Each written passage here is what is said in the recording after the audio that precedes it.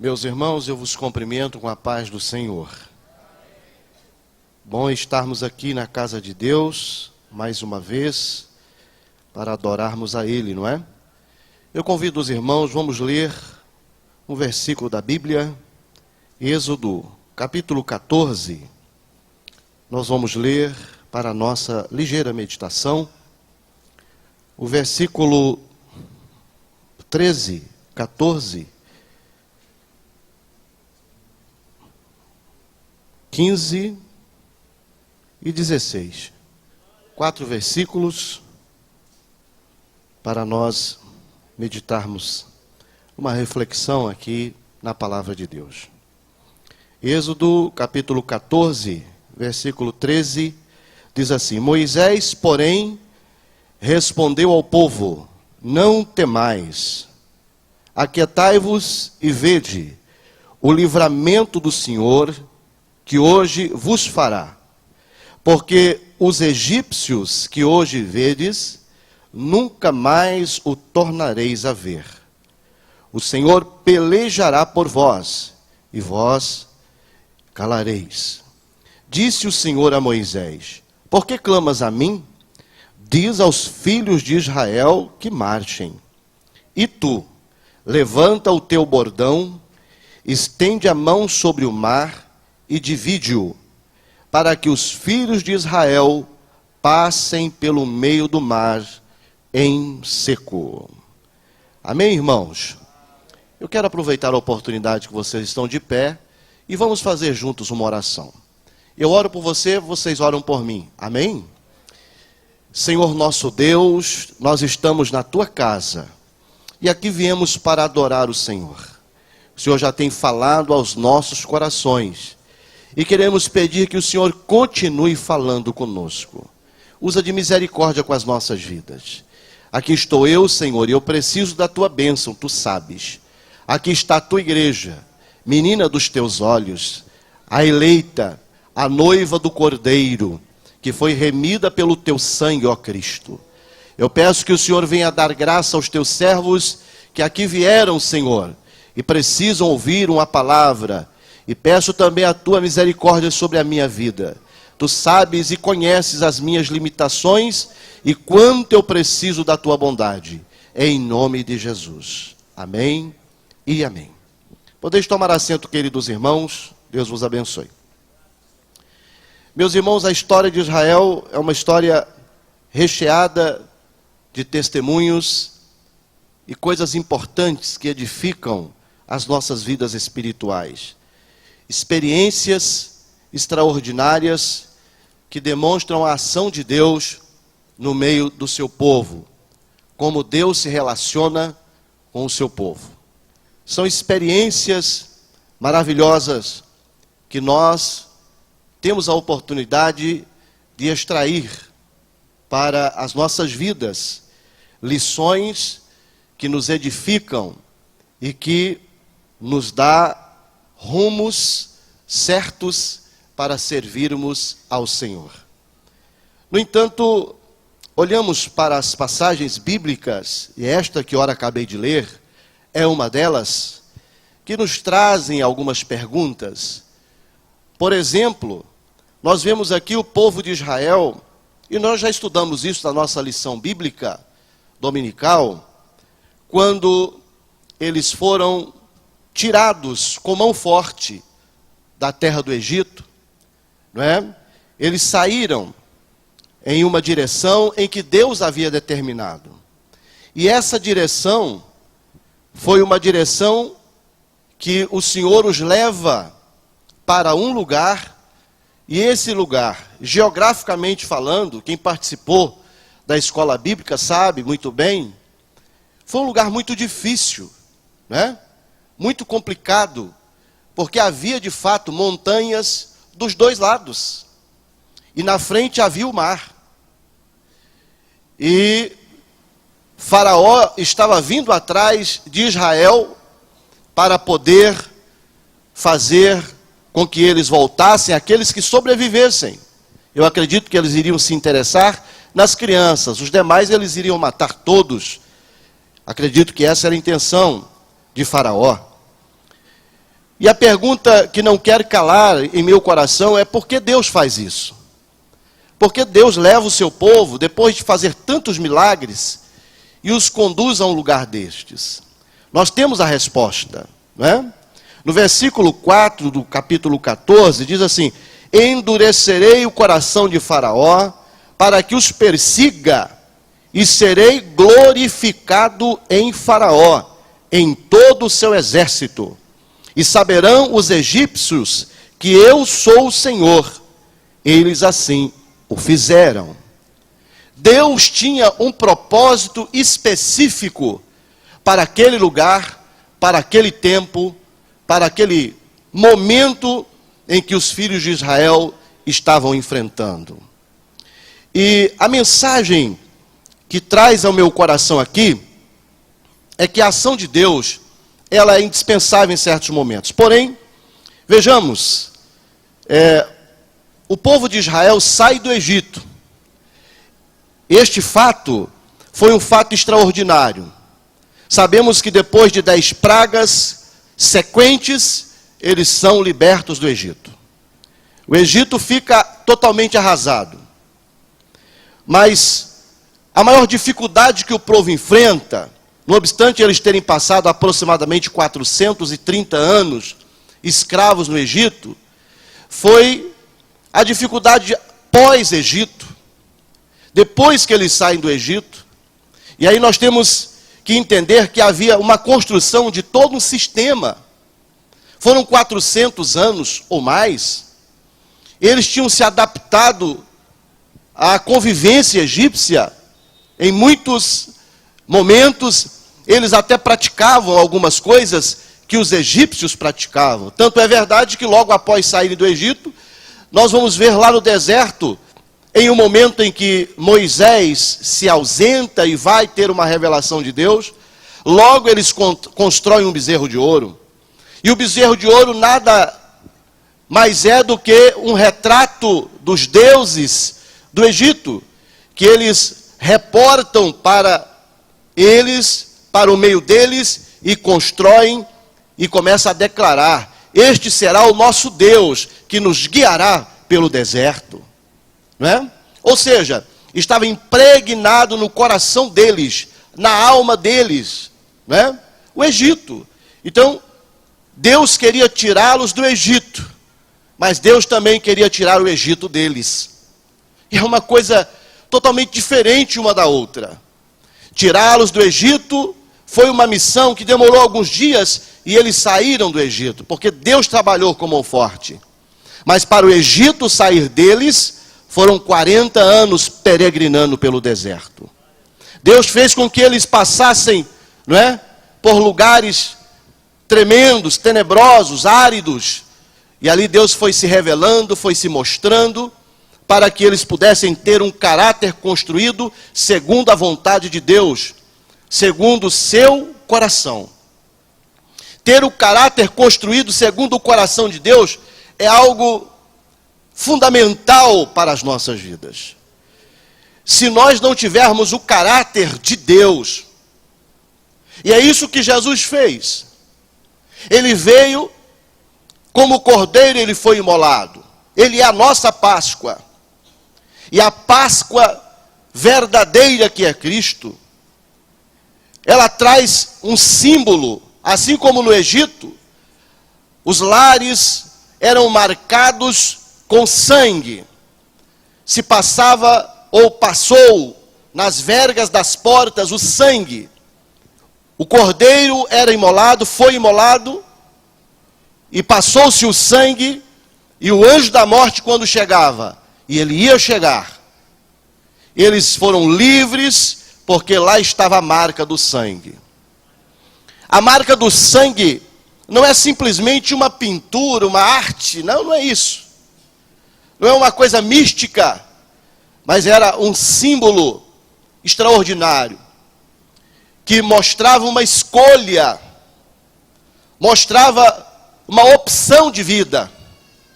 Nós não queremos mais ficar no Egito, nós queremos sair. Não nos interessa ficar mais aqui, nós queremos ir e servir ao nosso Deus. E a marca do sangue de Cristo, ela também foi uma opção para nós. O sangue de Jesus não foi colocado em nós de forma forçada. Nós optamos por ter a marca do sangue. Aceitamos o sacrifício de Cristo quando nós reconhecemos que éramos pecadores e que precisávamos sermos redimidos pelo poder do sangue de Jesus. Nós admitimos a quebra de um sistema. Nós admitimos a ruptura, né, de uma convivência com esse mundo.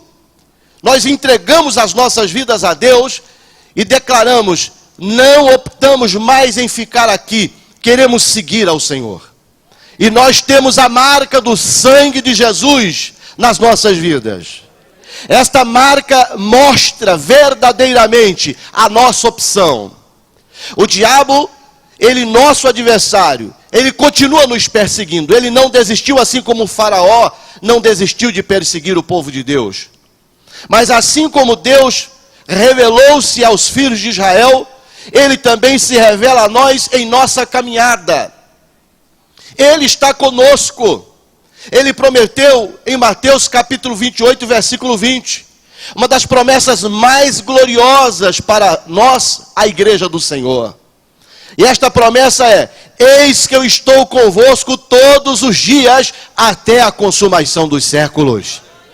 Eu tenho a certeza e a convicção que eu e você, e eu estou dizendo você também, nós vamos vencer os desertos da vida, não porque somos fortes, não porque somos bons, não porque somos conhecedores de verdades profundas, não é isso, isto é importante, mas porém, eu tenho a certeza que vamos vencer todas estas coisas, os desertos da vida, nós venceremos, porque o Nazareno está conosco, Ele está na nossa frente.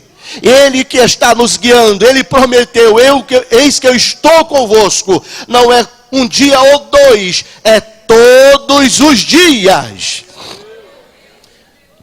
Diga assim: Ele está comigo todos os dias. Que maravilha!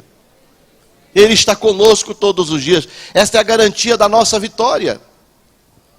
Agora, queridos irmãos, era um sistema terrível. Como eu disse, o caráter do povo tinha sido atingido de forma profunda.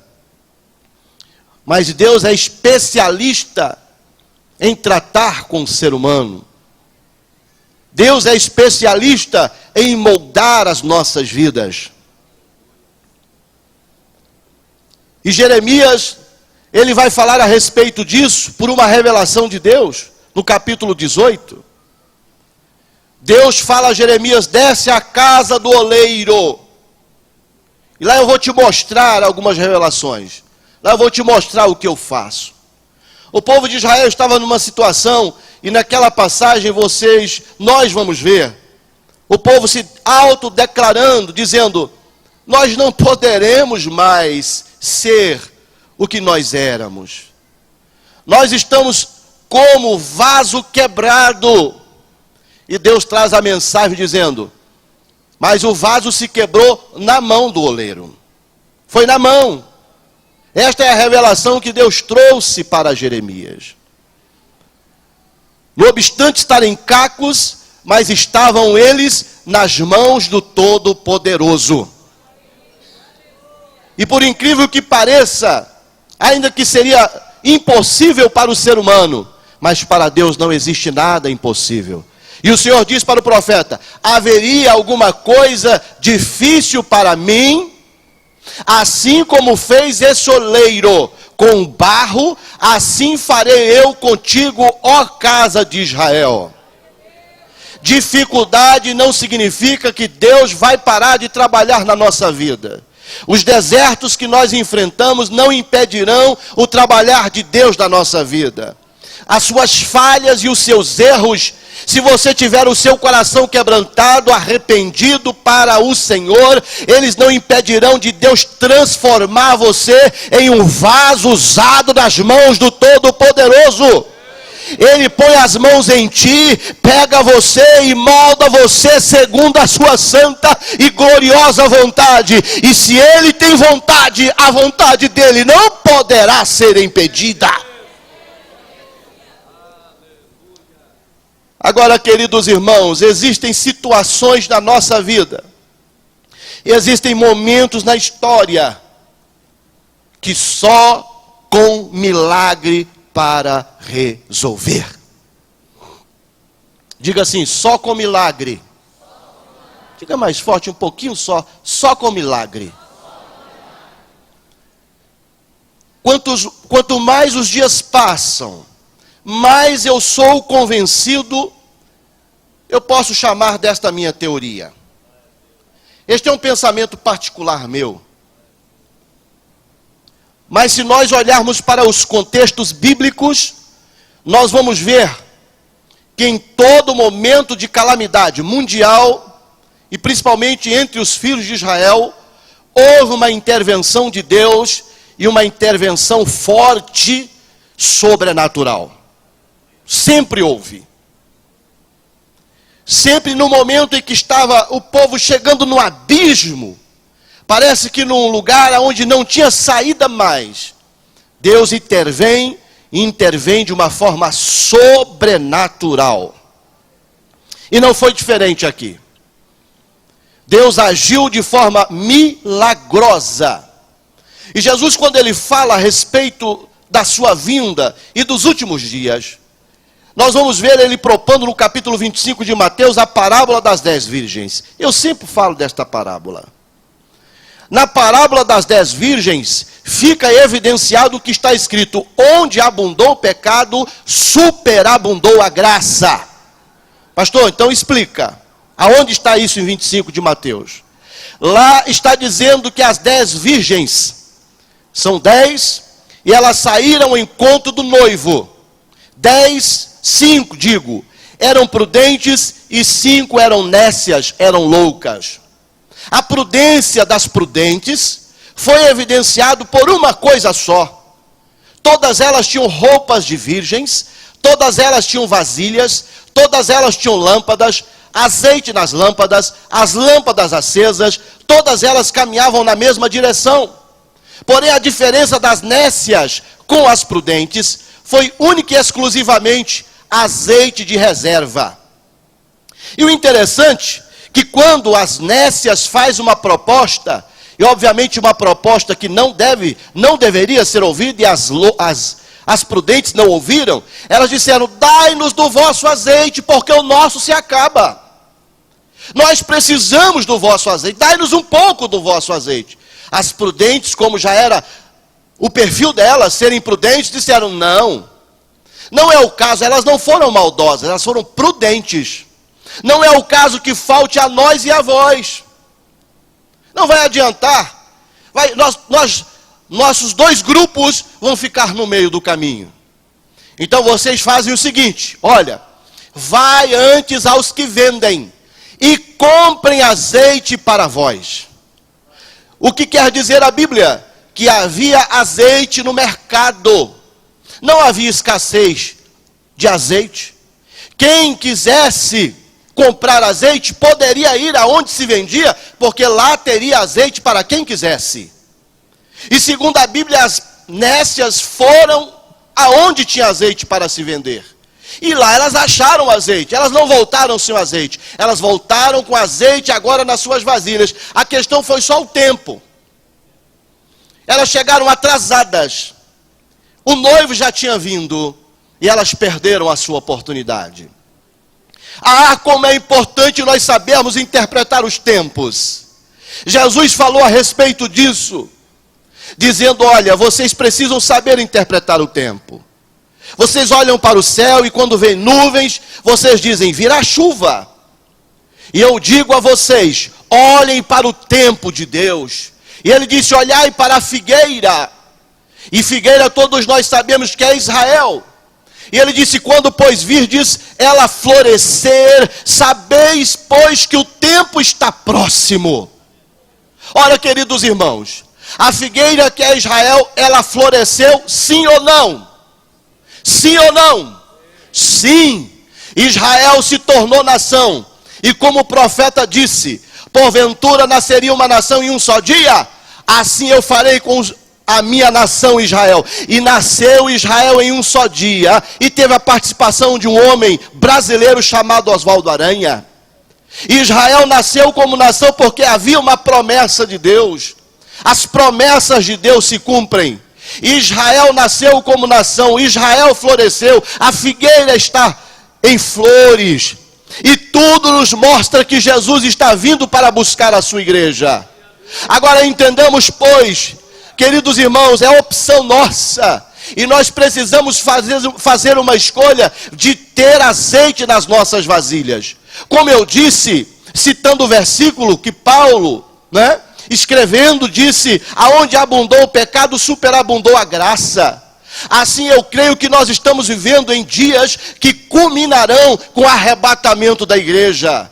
Estamos passando por coisas bárbaras, por friezas, esfriar do amor, como o nosso irmão disse aqui. Nós estamos passando por coisas escandalosas, estamos sim, mas eu tenho no meu coração, e parece-me ser uma convicção do Espírito Santo, que nós nunca vamos ter, como nesses dias, a ação de Deus para a sua igreja, para o seu povo. O Espírito Santo vai agir como nunca no nosso meio, e eu sei que Deus tem falado com você, eu sei que tem despertado o seu coração, o Espírito Santo tem falado contigo, porque chegou a hora do milagre acontecer, e o Senhor está anunciando a você, que Ele vai trabalhar com milagre na sua vida. Ah, pastor, como eu estou precisando de um milagre, a minha conta está no vermelho. Esta semana eu preciso. Eu não estou falando desse milagre, porque não adianta nada ter a conta zerada, e é importante termos, Não adianta nada ter dinheiro para pagar as contas, as dívidas, ter o carro, a casa, enfim, ter tudo isso e nos faltar a graça, a unção de Deus, a presença do Espírito Santo do Senhor. Não adianta nada. O que vai encher a nossa vida, e não digo contra, mas estou dizendo que não é o mais importante termos um bom emprego, não obstante ser isso importante, não é o mais importante nós termos uma boa posição, nós termos estas coisas que no mínimo são efêmeras e passageiras. O que vai marcar a vida da igreja é a presença real do azeite, e o mercado tem azeite, aquele que tem nas suas mãos a matriz que pode alimentar a nossa vida com esse azeite. Ele está dizendo: vinde a mim todos os que querem ser cheios, e eu vos encherei do meu Espírito Santo. Esta é a proposta para nós. Paulo falou: enchei-vos, pois, do Espírito Santo, e não embriagueis com vinho, pois nele há contenda. É só um passo, é só o desejo do seu coração, porque os braços de Deus estão abertos. Os braços de Deus estão abertos. E Ele está dizendo: chegai-vos a mim. Chegai-vos a mim, chegai-vos a mim.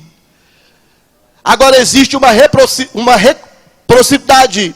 Deus diz: chegai-vos a mim e eu chegarei a vós. Ele interage com as nossas ações. Ele não fica de braços cruzados, somente nos observando. Não, Ele olha a nossa ação, e juntamente com a nossa ação, Ele age também por nós. Tudo aquilo que Ele quer cumprir na sua vida depende de um passo. Tudo aquilo que Deus quer cumprir na minha vida depende de um passo. Depende. Mas tem uma coisa: o milagre da parte dEle não faltará a nós. Deus está pronto para realizar o milagre na sua vida.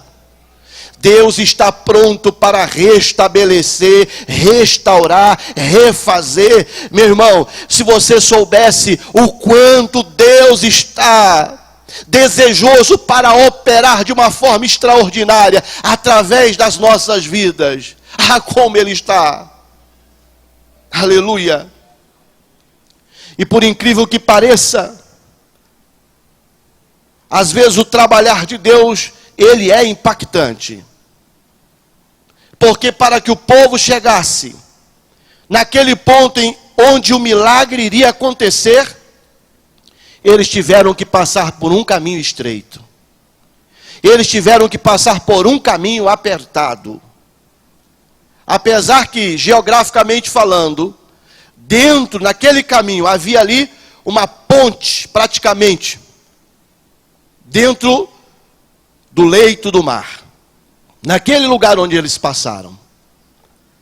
Segundo estudos, de um lado era abismo, de outro lado era abismo. Mas ali havia uma grande ponte de rochas e terra, onde eles poderiam passar por ali. O lado direito e esquerdo muito profundos, e eles jamais. Mas Deus abriu o mar em um lugar certo. Deus abriu o mar, não foi em um lugar aleatório. Deus sabia o que Ele estava fazendo. Ele sabia para onde estava conduzindo o seu povo. Ainda que era uma coisa extraordinariamente difícil, abrir o mar. Mas Deus sabia aonde Ele estava conduzindo o seu povo. O milagre estava preparado para acontecer. E Deus sabe aonde Ele está te conduzindo.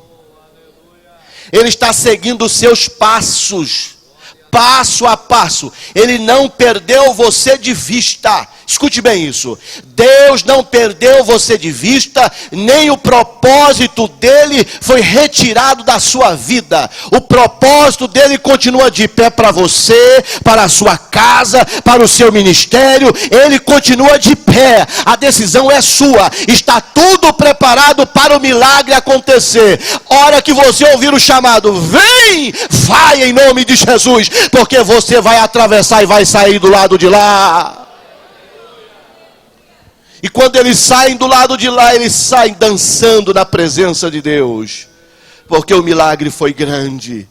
O Senhor trabalha em nossas vidas. Há momento que só o milagre pode resolver a situação. Só o milagre de Deus para resolver a questão. Mas Ele está com as chuvas seródias e temporãs preparada para o seu povo. Quando você precisar da seródia, ela virá. E quando você precisar da temporã, também não lhe faltará. Ele está nos acompanhando e nós não estamos sozinhos. Seria impossível para nós, igreja, marcharmos nesta caminhada e vencermos se nós não tivéssemos a regência do sumo pastor. Seria impossível para nós, mas nós temos Ele nos guiando. Ele está nos guiando. E saiba você, que muitas vezes você não vai sair no deserto. Você não vai sair do deserto. Mas no deserto, Ele conduziu o seu povo a lugares tranquilos, achou sombras aonde o povo podia descansar. E quando não havia sombras, Ele mesmo se tornou em sombra, em uma nuvem. Durante o dia, Ele pairava sobre o povo de Israel, quase 3 milhões de pessoas, mas ninguém ficava debaixo do sol. A sombra alcançava o sacerdote, alcançava Moisés, que estava no tabernáculo, mas alcançava a última tenda da última tribo que estava nas fileiras do povo de Israel. Você pode estar pensando ser o menor da casa, você pode estar pensando ser você o pequeno, mas eu quero te dizer que a mesma graça que nos alcança em cima dessa tribuna e deste púlpito é a mesma graça que te alcança onde você está. A graça e a sombra do Todo-Poderoso é a garantia que nós vamos continuar marchando, ainda que é no deserto, mas a sombra do Onipotente nos dá descanso e nós vamos em frente em nome do Senhor. Fique de pé comigo agora.